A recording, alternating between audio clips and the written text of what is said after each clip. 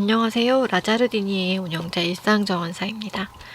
오늘은 열매책으로 더 잘 알려진 데일리 후르츠북의 사용 방법에 대해서 안내해드리고자 오랜만에 동영상으로 인사드리게 되었어요. 저에 대해서 조금 이야기를 먼저 해보자면 저는 18살에 주요우울장애로 진단받았다가 약 2년 전에 E형 양극성 장애로 진단명이 바뀌게 되었어요. 최근 양극성 장애에 대한 연구 결과들을 좀 살펴보면 양극성 장애와 ADHD의 동반 이환율이 상당히 높은 편이더라고요. 저도 주의력이 많이 부족하고 상당히 충동적이었던 유아기와 청소년기를 지났는데 지금 돌이켜보면 소아 ADHD와 비슷한 증상들을 겪었던 것 같아요. 네.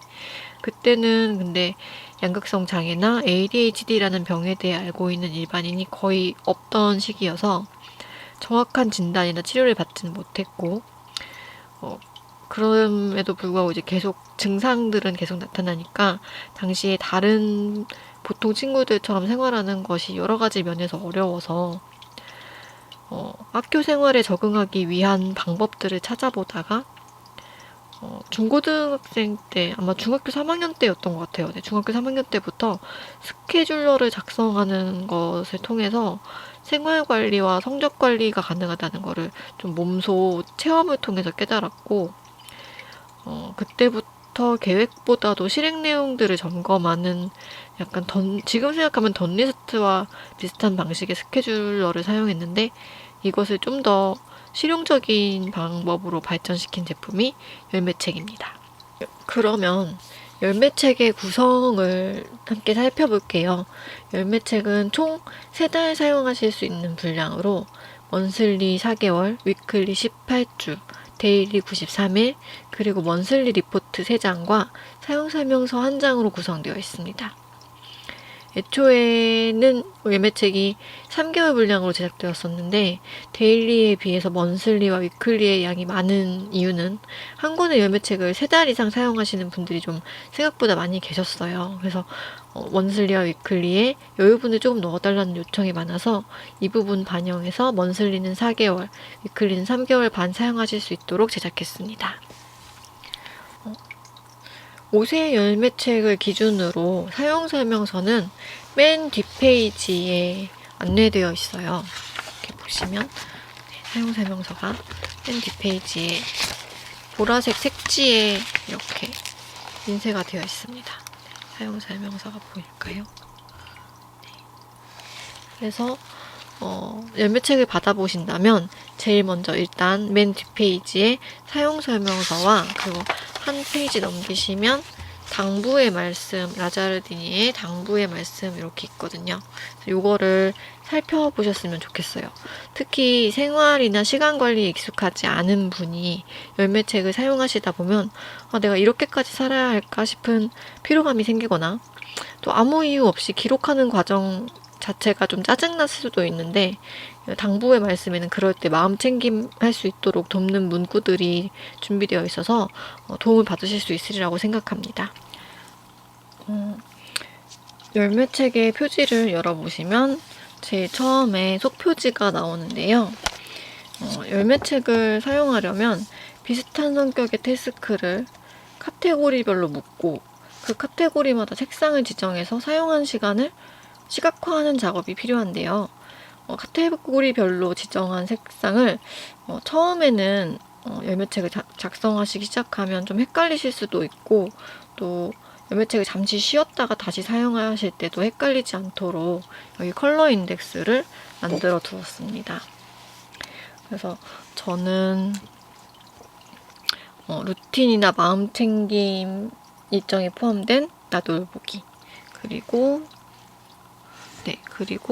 정리, 요리, 청소, 빨래 등이 포함된 생활 돌보기, 그리고 반려동물이나 가족, 친구들과의 관계 또는 케어에 대한 다른 존재 돌보기, 휴식, 업무, 공부, 그리고 계획 외 활동, 이동시간, 이렇게 총 8가지의 카테고리를 사용하고 있어요. 그리고 인덱스의 오른쪽에는 이렇게 라인노트가 조금 마련되어 있는데요. 라인노트에는 태스크나 이제 카테고리별로 달성하고 싶은 목표를 작성해 주시면 됩니다. 참고 삼으실 수 있도록 저의 목표를 몇 가지 말씀드리자면, 생활 돌보기 같은 경우는 나돌보기가 잘 수행되더라도 생활을 돌보지 않으면 일상과 정신이 망가짐, 이렇게 작성을 해두었어요. 저는 지금 열매책을 거의 3년째 사용 중인데, 나돌보기는 루틴으로 이제 어느 정도 습관화가 되었는데, 생활 돌보기가 잘 되지 않으면, 그러니까 방 청소나 설거지 같은 것들이 잘 관리가 되지 않으면 씻고 업무를 보고 감정 관리를 하는 나돌보기가 아무리 잘 진행이 되더라도 일상과 정신이 망가지기 쉽고, 또 시간이나 공간을 공유하는 가족이나 동료와의 관계에도 큰 영향을 주더라고요. 그래서 그런 부분을 좀 주의하도록 계획표를 짜고 있어요. 그리고 또 업무 같은 것도 좀 살펴보시면, 업무 카테고리에서는 발송 업무 시간은 좀 단축해서 디자인 리서치와 제품 개발에 시간을 더 쓰자, 이렇게 목표를 잡아놨네요. 그래서 이런 주의사항, 계획을 세울 때 주의사항이나 아니면 각 카테고리별로 목표하는 점, 예를 들어서 배달 음식을 줄이겠다거나 불필요한 감정 인출을 줄인다거나, 아니면 목표하는 시험에서 몇 점을 맞겠다 하는 것들을 여기다 적으시면 됩니다. 다음으로는 먼슬리를 살펴볼게요. 먼슬리가 1세에서 4세까지는 월화수요일은 왼쪽 페이지, 그리고 목금토일은 오른쪽 페이지, 이렇게 2페이지로 나누었던 구성이었는데, 5세부터는 먼슬리를 한눈에 살펴보실 수 있도록 이렇게 한 페이지로 몰았고, 또 남은 한 페이지에는 이렇게 자세히 보여드리자면, 이렇게 보이실까요? 이달에 해야 할 일, 그리고 지출 관리, 메모, 그리고 헤비 트래커, 이렇게 한 달을 생활을 좀 관리하실 수 있는 페이지로 디자인을 했습니다. 기분장애나 ADHD가 있는 분이시라면 금전 관리에 어려움을 겪으신 일이 꼭 한 번쯤은 있으실 텐데요. 열매책을 처음 사용하시는 첫 달에는 아마 내가 얼마나 지출하고 있는지를 파악하시기도 어려우실 수 있어요. 그럴 때는 우선 나의 사용 금액을 관찰해 보시는 걸 좀 추천드릴게요. 여기에 보시면 수입 총액과 지출 총액을 아이템별로 이렇게 작성하실 수 있게 만들어 놨거든요. 근데 첫 달에는 그런 것들을 예상하기 좀 힘드시니까 일단은 사용 금액들을 월 말에 통계를 내보시는 거죠. 그런 다음에 그 다음 달부터는 이제 이 예상 목록을 작성하시는 거예요. 그런데 예를 들어서 그 전 달에는 식비가 60만 원이 나갔는데 갑자기 10만 원으로 줄이는 건 좀 무리겠죠. 그래서 그런 부분은 자신과 어느 정도 타협을 해가면서 목표를 세워주시면 좋을 것 같습니다. 그리고 헤비 트래커에는 체화하고 싶은 복약 습관, 운동 습관, 생활 습관을 작성하셔서 매일 어떤 습관을 위해서 어떻게 행동을 하고 있는지를 체크하시는 거예요. 근데 이게 별게 아니라고 생각하실 수도 있지만, 복약이나 수면, 운동, 이런 생활 습관들은 사실 정신건강 관리에 큰 영향을 주기 때문에 꼭 사용해 보셨으면 좋겠습니다.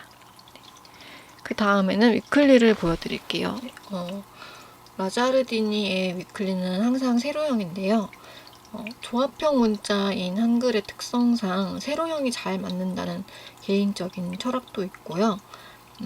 그리고 세로형의 장점으로는 하루에 사용할 수 있는 메모 공간이 늘어난다는 점이 있어서 저는 이 형태를 좀 선호하는 편입니다. 가장 왼쪽에 저는 해야 할 일이라던가 예약, 선약 등 한 주의 일들을 여기 요약해서 좀 적어두는 편이고, 그리고 2페이지의 상단에 걸친 메모 영역에는 업무 중에 발생한 메모나 기억을 해둬야 하는 내용들을 좀 적어두고 있어요.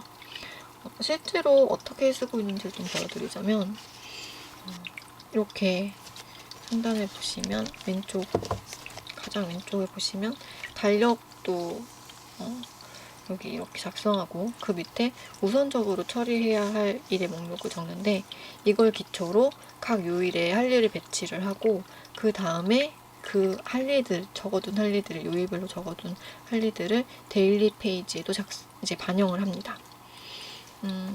그리고 저 같은 경우에는 각 요일에 이렇게 날짜 바로 옆에 빈 공간이 있는데, 여기에 약속이나 뭐 예약 같은 게 있는 경우에 시간과 장소를 적어두는 편이고요. 그 밑에는 메모 공간, 이렇게 메모 공간에 검은색 볼펜으로 데일리 페이지에 적기에는 조금 애매한 단시간에 끝나는 소모성 일과나, 아니면 또 그날 꼭 잊지 말고 챙겨둬야 하는 일들을 좀 적어두는 편이에요. 예를 들어서 오늘이 월요일인데 목요일이나 금요일에 해야 할 일이 생겼어요. 그러면 이제 미리 위클리에 목요일이나 금요일 위치에 해당 내용을 적어두었다가 목요일이 금요일이 됐을 때, 그때 그날치 데일리 페이지를 쓸 때 반영하는 거죠. 네. 그리고 이 검은색 할 일 목록 밑에는 파란색으로 지출 내역을 적고 있습니다. 요거를 내용을 정리를 하셔서 월말에 먼슬리의 지출 계획과 비교해보면 좋겠죠. 맨 마지막에는 노란색으로 어떤 업무들이 진행 중인지 선으로 이렇게 표시를 해두고 있어요. 업무는 점으로 일어나는 경우도 있지만 다른 업무와 연결되거나 아니면 날을 넘겨서 진행되는 프로젝트 형식으로 이렇게 진행될 때도 있잖아요. 그래서 이렇게 작성을 해두시면 업무의 진행 상황을 파악하거나 마감 관리를 하는 데 좀 도움이 됩니다. 나중에 비슷한 업무를 다시 진행할 때, 이 프로젝트는 며칠이 걸렸지, 아니면 중간에 어떤 사고들을 염두에 둬야 했지 하는 부분에서 좀 도움을 받으실 수 있는 거죠. 이렇게 위클리를 보여드렸고요. 그리고 마지막으로 데일리 페이지입니다. 열매책은 하루에 이렇게 한 페이지, 그리고 2페이지, 이렇게 총 2페이지를 작성하는 시스템이에요. 그래서 왼쪽 페이지에는 날짜와 그리고 기상습관, 그리고 취침습관, 기상습관, 취침습관, 그리고 여기에 보시면 카테고리별로 태스크의 시간 활용이나 아니면 지출 내역을 비교할 수 있는 표를 작성할 수 있어요. 저는 주로 카테고리별로 계획한 시간의 총량과 실행한 시간의 총량을 비교하려고 사용하는데요. 이걸 통해서 실제 업무에 필요한 시간 감각을 익힐 수도 있고, 또 어떤 업무에 집중하느라 다른 걸 놓치고 있지는 않은지 균형감을 잡을 수도 있어요. 이 부분 활용 방법을 좀 자세히 보여드리자면, 앞에서 본 것 같은 컬러 인덱스, 여기에 똑같이 그려져 있죠. 그리고 여기가 계획 타임라인인데요. 계획 타임라인에 이 노란색 쳐진 게 몇 분인지, 분홍색이 몇 분인지를 다 세셔서 여기에 적으시는 거예요. 그리고 이 업무를 계획할 때는 몇 분이라고 생각했는데 실제로는 얼마나 걸렸다, 이걸 트래킹 해보시는 거죠. 아까 저는 생활 돌보기를 좀 더 열심히 해야 된다고 말씀을 드렸는데, 이날 계획은 120분을 잡아두고 실제로는 90분밖에 진행을 못했네요.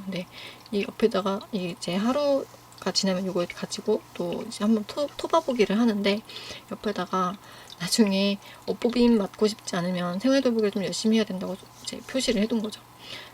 이런 날 같은 경우는 나돌보기에서도 85분이 빠졌고, 다른 존재 돌보기에서도 20분이 빠졌네요. 네, 20분이 빠졌고 이런 것들이 다 모여서 어디로 흘러갔냐면 업무로 흘러갔어요.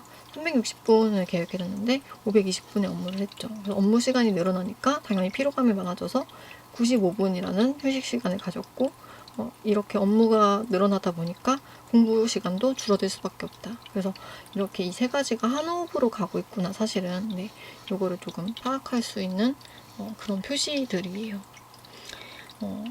그래서 이걸 다음 계획에도 내가 일을 얼만큼 하면 휴식을 몇 분에 한 번씩은 휴식을 해야 한다거나 아니면 업무에 너무 치중하지 말고 다른 업무들, 다른 카테고리에도 좀 신경을 써야 된다. 이런 것들을 계획할 때 반영하실 수 있겠고요.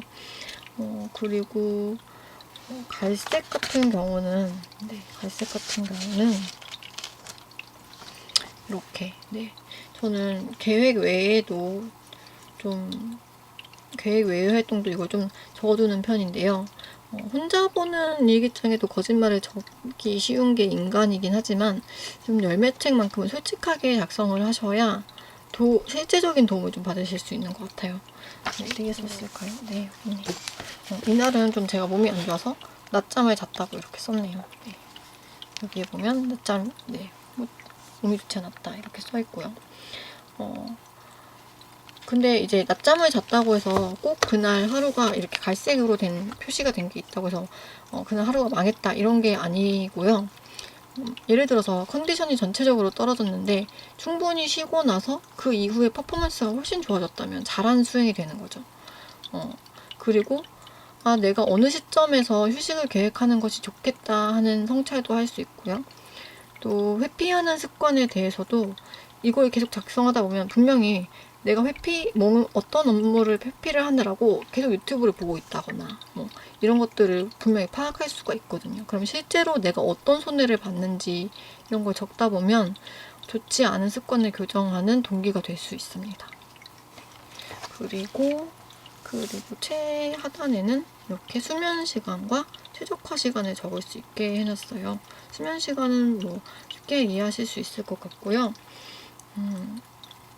최적화 시간은 그날 하루 중에 가장 기분이나 활력이 좋았다거나 아니면 집중을 하는데 좀 쉽게 집중을 했다거나 하는 것들을 그런 때를 골라서 기록을 하는 건데요.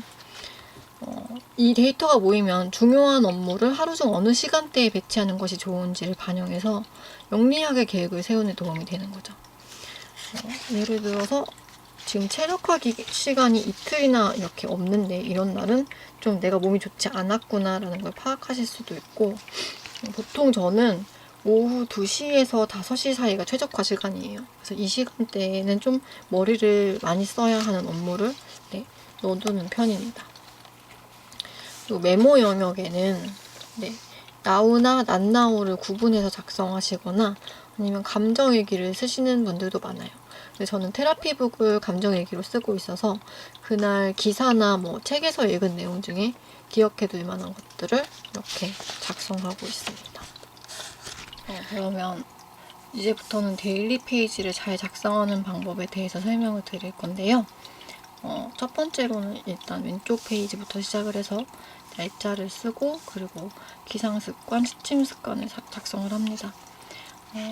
기상습관이나 취침습관을 저는 매일 똑같은 내용을 쓰고 있어요. 근데 매일 똑같은 내용도 계속 작성을 하면서 그 작성하는 동안 내가 어떤 행동들을 어떻게 구체적으로 실행을 하더라라는 걸 좀 머릿속으로 상상하면서 작성을 하시면 이게 습관처럼 몸에 붙기도 좀 더 쉽고 그리고 다음날 실행할 때도 훨씬 어려움이 덜해요.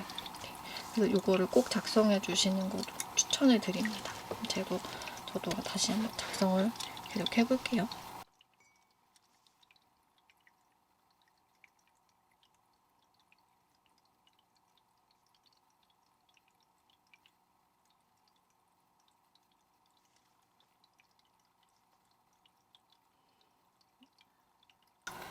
이제 오른쪽 페이지 작성 방법에 대해서 설명을 드릴 텐데요.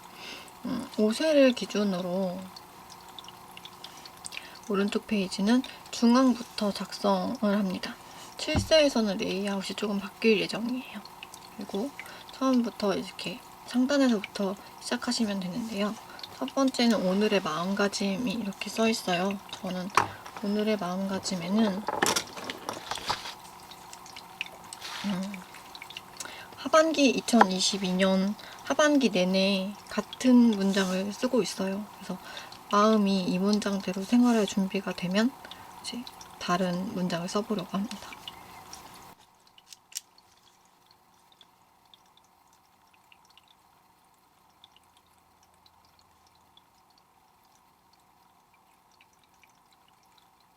그리고 할 일 목록을 작성하시는데요.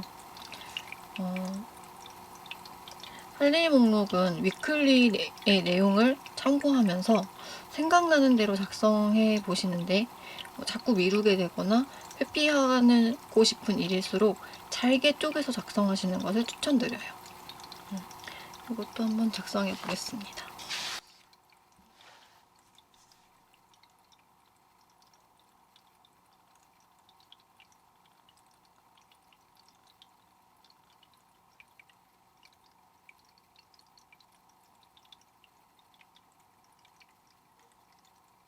이렇게 할 일 목록을 작성을 했어요. 그리고 할 일 목록을 작성한 뒤에는 여기 이렇게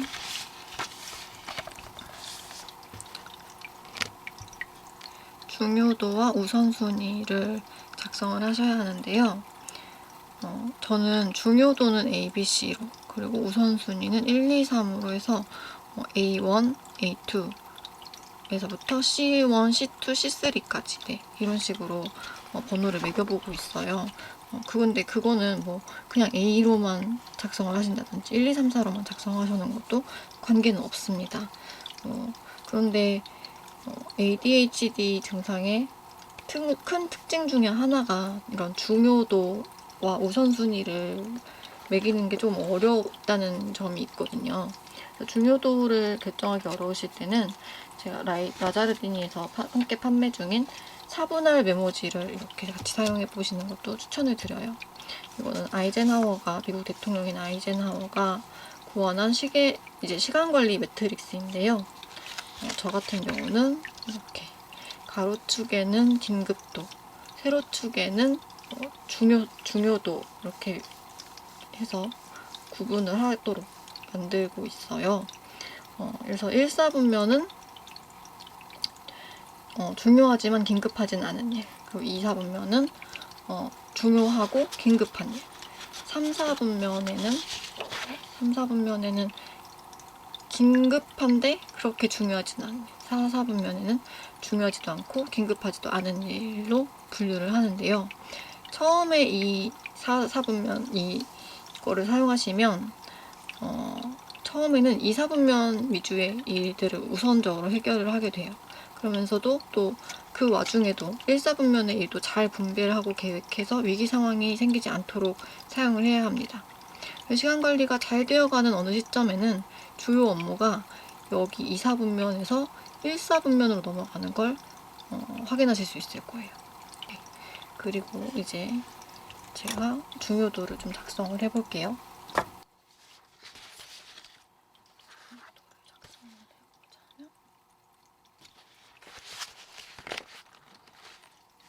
그리고 나면은 이제 계획 타임라인을 작성할 건데요. 저는 이렇게 왼쪽에 있는 타임라인은 계획, 오른쪽의 타임라인은 실행으로 작성을 하고 있어요. 그런데 계획을 세워본 적이 없거나 아니면 자신에게 좋은 계획이 어떤 것인지 모르는 분들의 경우에는 한 1, 2주 정도는 계획을 세우지 마시고 실행 타임라인만 여기만 작성을 하시는 거예요. 내가 어떻게 시간을 쓰고 있는지, 어떤 태스크에 얼마만큼의 시간이 필요한지, 아니면 어느 지점에서 시간과 에너지가 누수되는지를 좀 파악하시면서 그 다음에 계획 타임라인을 작성하실 때 그 다음에는 계획 타임라인 작성하실 때는 고정된 시간이 있는 일과들 있잖아요. 식사나 선약, 회의 같은 것들을 먼저 채워놓고 그리고 빈 공간에 여기에 적은 업무들을 배치하시는 겁니다. 네. 그리고 실행 타임라인은 보통 2시간에 한 번 정도 짧은 휴식을 취하면서 내가 어떻게 시간을 활용하고 있는지를 트래킹하면서 작성하시는 거예요. 시간의 흐름을 체감하는 것이 어렵고 또 주의 전환이 힘든 ADHD인을 위해서는 한 1시간 40분에서 2시간 정도를 기준으로 그렇게 하시는 게 어떤 솔루션이 되지 않을까 생각합니다. 여기에 제가 여기도 한번 작성을 해볼게요.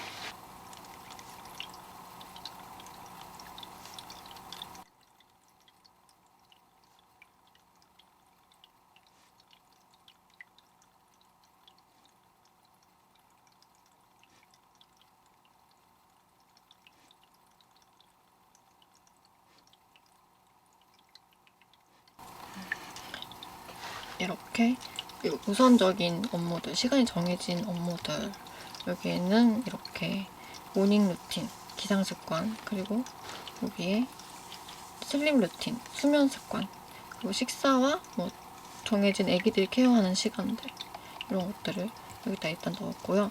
그 다음에 할 일 목록에 있는 이들을 여기에 배치하는 겁니다.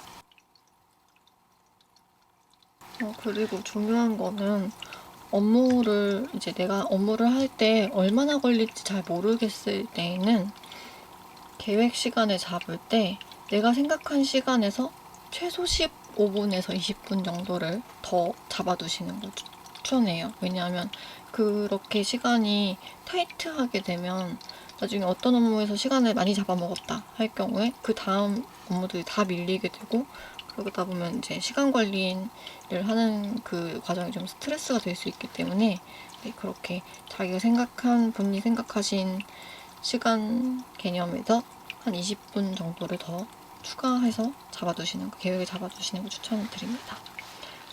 이후에 좀 내가 시간 개념이 좀 생겼다, 내가 어떤 업무 할 때 얼마 정도 시간이 필요하다는 걸 아신다면 그렇게 하지 않으셔도 되겠죠.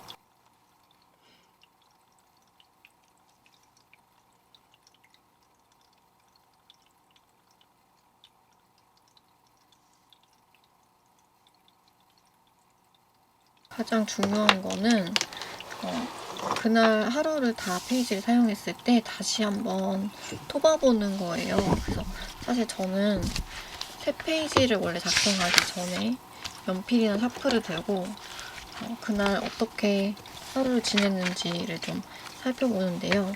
이렇게 하면 하루가 더욱 풍성해지고 내 감정을 알아채는 데도 도움이 되어서 오늘의 알아차림을 작성하는 데도 좀 도움이 되더라고요. 이렇게 작성을 끝내시고 나면 이제 한 달치가 작성이 완전히 끝나고 나면 뒤에 보시면 여기 이렇게 먼슬리 리포트를 5세에서부터 작성하실 수 있도록 만들어 두었는데요.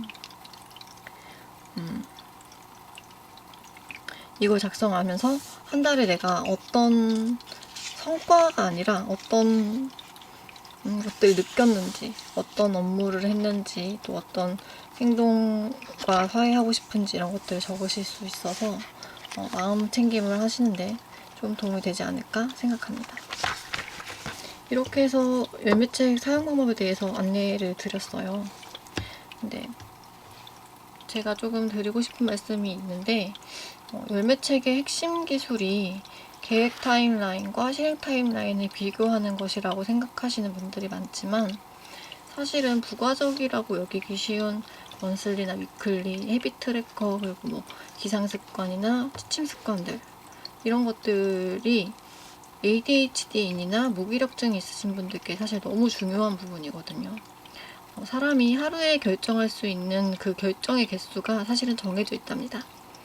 그 부가적이라고 생각하시기 쉬운 파트들이 이런 선택 결정을 내려야 하는 부분, 자잘한 선택들을 내려야 하는 부분을 줄여주기도 하고요. 또 제가 잊지 못하는 후기가 하나 있는데, 열매책이 발매되기 전에, 그러니까 퀘스트팩 2번째 버전인 데일리 패드가 발매되기 전에 테스터기로 이제 활동해 주신 분께서 입사를 하시고 한참 동안이나 계속 지각을 하셨대요.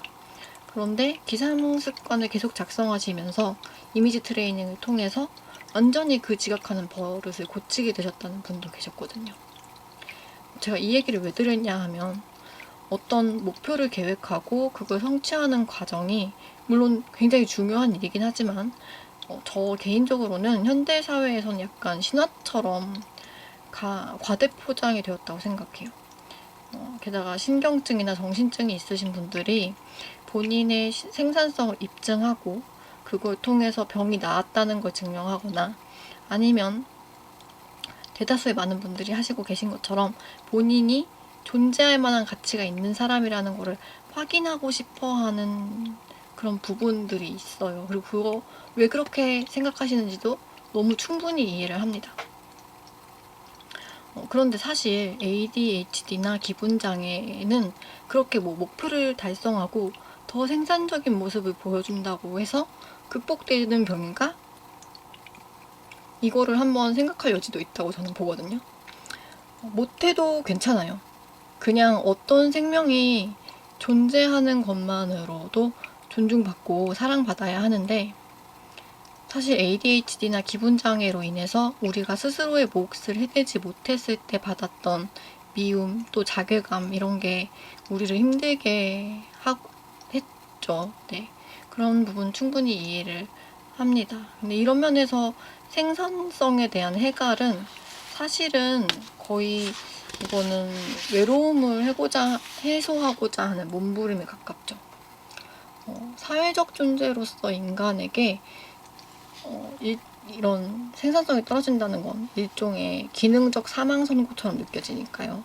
그런데 이 병은 아주 오래 우리를 괴롭힐 거예요. 콘서타, 아토목세틴, 아빌리파이 이런 약을 먹어서 잠시 퍼포먼스가 좋아질 수는 있어요. 그런데 그 시기가 오래 가느냐 하면 또 그렇지 않을 수 있거든요. 약을 계속 먹는데도 어느 순간 그 병의 모습이 다시 나타나서 우리를 지배하는 순간들이 있어요. 제가 당부 페이지에 적어두었듯이 일생을 마라톤에 비유한다면 최고 속력의 계획이나 퍼포먼스를 만드는 것이 열매책의 목표는 절대 아닙니다. 다시 말하자면 어떤 생산성이 높아지는 것 자체가 열매책의 목표는 아니에요. 어제 걸었던 속도와 컨디션을 유지해서 오늘도 내일도 걸을 수 있는 습관을 만드는 것이 회복으로 가는 정도입니다. 그래서 지금 말이 좀 길어졌는데 꼭 어떤 성취나 계획의 달성만을 목표로 열매책을 사용하지 마시고 페이지 전체를 잘 활용하셔서 내 몸에 좋은 습관을 익숙하게 만드셨으면 하는 창작자의 바람이 좀 있습니다. 네. 긴 동영상이 되었는데 네, 끝까지 지켜봐 주신 분들께 감사드리고요. 그러면 다음 주 한 주도 다정한 일주일 보내시기 바랍니다.